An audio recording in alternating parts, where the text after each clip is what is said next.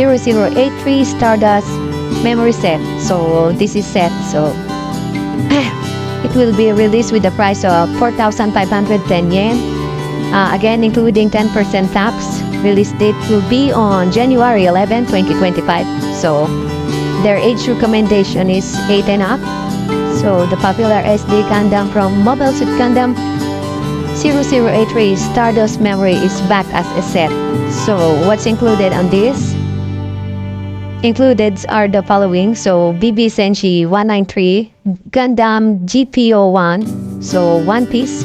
BB Senshi 202, Gundam GPO2 Alpha, one piece, and BB Senshi 207, Gundam GP03 Delta by one piece, and BB Senshi 224 New ZL, one piece again.